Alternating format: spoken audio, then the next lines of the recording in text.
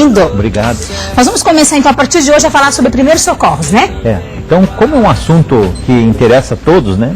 Primeiros socorros, eu acho que eu sempre falo assim, ó, todo mundo devia ter uma caixinha em casa lá de primeiros socorros, com uma gaze, tesoura, né? Às vezes você compra até o kit pronto já. Por quê? Porque com essa caixinha você resolve muitos problemas. Sério? Eu já tive, sempre achei que não funcionava muita coisa. Funciona mesmo? É porque daí você tem recurso, né? E se você não tem um recurso, ali você teria um recurso estéreo, que seria gás estéreo, né? E senão você tem que providenciar um pedaço de pano, sai correndo, um cinto, né? entendeu? Tá, que já pode prejudicar, porque se é um pedaço de pano qualquer, pode ter trazer alguma infecção, depende se for um corte, alguma coisa. Mesmo. Então, a gente, como o primeiro socorro abrange uma gama de situações, então existem o que? Desde picada de cobra, até choque anafilático, que se dá por picada de abelha, né? Entendeu? Até hemorragias, infartos, convulsões, afogamentos, tudo isso a gente vai falar no decorrer do programa. Ok. Hoje a gente vai se ater a um tópico importante que seria as hemorragias. Quando que é uma hemorragia? Tá, a hemorragia é todo e qualquer sangramento, certo? Que não é o normal. Por exemplo, uma menstruação, né? Seria o quê? Um sangramento normal. Se isso passar, né, do limite, ou seja, ela sangrar mais do que o normal que ela sangra, seria uma metrorragia, já seria uma hemorragia. Tá? Se você tem um sangramento nasal, numa parte que não é acostumada a sangrar, certo? Então você assoou o nariz, sangrou um pouquinho, isso não é uma hemorragia. Agora, se aquilo começar a pingar e começar a ser anormal, e todo mundo sabe o que é normal, né? Porque se você assou o nariz com força, repetidas vezes quando está resfriado, os vasos capilares do nariz se dilatam e você começa a ter uma certa o grau de sangramento. E se isso estoura, se estoura um vasinho, daí a gente tem o que a gente chama de epistaxe. Tá? O otorrino chama de epistaxe. Por quê? Porque é uma hemorragia, não para de sangrar. E o que a gente tem que fazer nessa situação? Então, eu vou te dizer o seguinte, eu vou primeiro falar todos os tipos de sangramento e daí eu explico cada situação. Tá? Então, outra forma de sangramento, de hemorragia, seria o quê? Cortes. Tá? Quando você corta, inclusive você me perguntou no início, o que é uma artéria, o que é uma veia, como é que é esse sangramento? Então, isso é importantíssimo ser diagnosticado, ser visto, mesmo pelo leigo. Tá? Quando você corta, por exemplo, uma artéria, tá? É um sangramento rápido, ele pulsa. Porque se cortar, ela esguicha sangue. Esguicha, e é um sangue vermelho vivo, sabe? Então é o sangue que a gente chama, o sangue vem do coração, né? Porque o coração bomba, então ele é impulsos, assim, segue a batida do coração.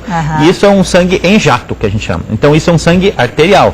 Isso é um sangue que tem que ser estancado imediatamente, porque ele causa choque mesmo, tá? Então é um sangue mais grave. E tem o sangramento venoso, que é um sangramento lento, é um sangramento mais escuro, né? Por quê? Porque já é o sangue que já foi usado, né? E está retornando para o coração. Tá, então vamos explicar igual o doutor me explicou antes. A artéria é o que leva sangue. Que leva sangue, ela sai do coração? Isso, a artéria... Levando oxigênio para o organismo, corpo inteiro. Para o corpo inteiro. Por exemplo, no teu músculo, tua pele precisa do quê? De oxigênio. Então, o que chega na pele, o que chega nos tecidos, seria artéria. O que traz o sangue já utilizado, ou seja, rico em gás carbônico, daí, né, em CO2, aí para ser oxigenado pelos pulmões já é a veia. Então essa que pulsa pra gente seria a artéria. A que você sente é a artéria, a que pulsa. E geralmente uma artéria segue duas veias ao lado. Ao lado. Joia. Antes da gente continuar nosso bate-papo, vou trazer um recadinho aqui pro pessoal e dizer que quem tem em casa quer fazer alguma pergunta, 3026-9230, liga, participa ao vivo aqui com a gente, tá certo? Trazer um recadinho pra você da Cética Decor Metais e Ferramentas lá do Paraguai, sempre traz novidades.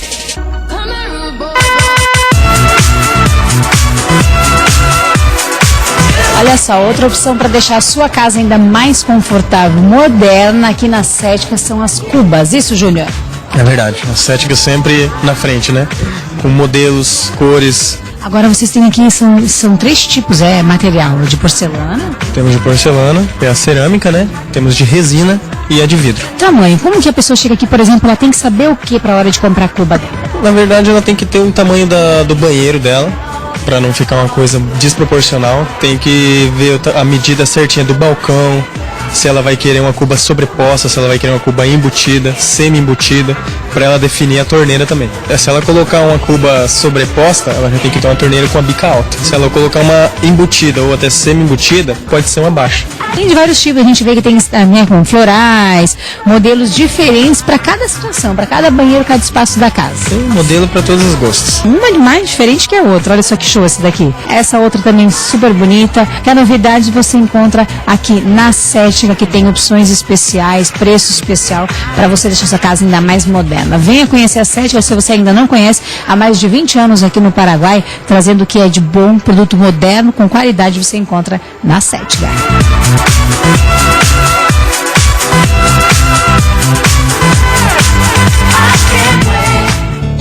Então, doutor Hermes, tem esses tipos de hemorragias, tem nomes? Tem nomes, isso. Então, por exemplo, como eu falei da menstruação em demasia, né? É a metrorragia. Ok. Quando o pessoal fala metrorragia, é sangramento vaginal. Ok. Certo? Tem a epistaxe, que eu tinha falado. Nariz. Que é o nariz, tá? Tem o que a gente chama de otorragia, oto de ouvido, né? Então, é o sangramento pelo ouvido, isso se deve geralmente por traumas, né? Às vezes pode ser até um barotrauma, ou seja, por cair numa piscina, alguma coisa, pode gerar trauma também, tá? Distúrbios de depressão, tá? Existe também as hemorragias, que eu falei, cortando. Existem dois fatores que são, que na nossa vida é meio incomum, mas que muita gente sofre, tá? Existe o que a gente chama de hemoptise. O que é isso, hemoptise? Seria um vômito com sangue, um escarro com sangue. Ele tem... assim, a gente chama de escarro, por quê? Porque quando você escarra, vem sangue ali dentro. Sim. E isso pode ser um tumor, isso pode ser uma... Mas com pouquinha coisa ou bastante sangue? Não, pouquinha coisa. Sério? Pode ser uma tuberculose, entendeu? Que é muito comum no nosso meio. A tuberculose, às vezes a pessoa escarra sangue e fala, ué, o que eu estou fazendo que eu estou escarrando sangue aí? Ele não dá bola, às vezes ele pode ser um tuberculoso assintomático. Né? Então, assintomático entre aspas, né? Pro leigo, né? Mas para nós não. Então, tá, outra coisa. E aí tem o que a gente chama enterorragia. Enterorragia do intestino. Quando você tem uma hemorragia que vem do estômago também, tá? Geralmente, as fezes ficam bem escuras, tá? E com um odor bem fétido, assim. Então, é como se eu estivesse evacuando preto mesmo, a cor preta. Porque é sangue dissolvindo, né? Quando você vomita, ele é o que a gente chama de vômito em borra de café, porque a cor do vômito é borra de café. Isso é hemorragia digestiva, entendeu? Então, quando a pessoa vomita borra de café, escuro pode ser uma úlcera, entendeu? Uma úlcera do estômago. E isso é comum também no nosso meio, né? E quando às vezes a pessoa vai no banheiro, né? Vai evacuar lá e sai sangue, estrias de sangue nas fezes. Isso já pode ser uma hemorroida, pode ser um sangramento mais distal, que a gente chama, né? Tá? Então, esses são os tipos de sangramento. Tipos de sangramento. Tá. E como que a gente vai cuidar disso? Aí é fácil. Tá? É fácil. O importante é saber que nós temos só 8% do nosso corpo de sangue. Quanto que a gente pode perder de sangue? Justamente. Esse que é o grande cuidado com a hemorragia. Porque dependendo da quantidade que você perde, você pode entrar em choque, que eu falei. Então, se você tem lá 50 quilos, 100 quilos, né? Você tem 8%, você calcula. Mais ou menos lá, olha, eu tenho 8 litros. Se você tem 50 quilos, 8 a 10%, eu tenho, no máximo 5 litros de sangue. Então, se ele perder meio litro para uma pessoa que é leve, já é grande. Se a pessoa que é bem pesadona e tal, perder 1 litro, não é tanto, certo? Então, vamos dizer assim, se a pessoa perdeu até 15% de sangue, tá? Ela sente assim uma fraquezinha, não dá tantos sintomas. Pode até haver um pouquinho de palidez, sabe? Na mucosa, um pouquinho de indisposição, tá? E um pouquinho de tontura. Isso com 15%. Quando chega a 30%, aí já pode ficar bem mais acentuado os sintomas. Pode até, assim, dar uma tontura violenta, uma fraqueza violenta, e você olha na cara da pessoa, você vê que ela está pálida. Não só nas conjuntivas, como na gengiva e tudo, né? Tá? E acima disso, aí a pessoa entra num choque profundo. O coração já começa a bater rápido demais, a pessoa não consegue se mover, né? Ela não consegue falar, ela entra em inconsciência, ou seja, o cérebro dela não raciocina mais, ela fica uma pessoa inconsciente e chega a desmaiar. E acima de 50% incompatível com a vida, porque daí a pessoa entra em choque hipovolêmico, que a gente chama, sem a volemia, né? Joia, então o cuidado que a gente tem que ter, ou seja, assim que a gente observar a questão aquilo. Estancar o sangue. Tá. Como é que nós vamos fazer agora? Tá? Vamos falar sobre uma coisa corriqueira. Você está lá na cozinha, né? Está cortando aí, que nem o nosso amigo ali está cortando uma carne, cortando alguma coisa, e pá, faz um Corta talho o no dedo. dedo. O que você tem que fazer?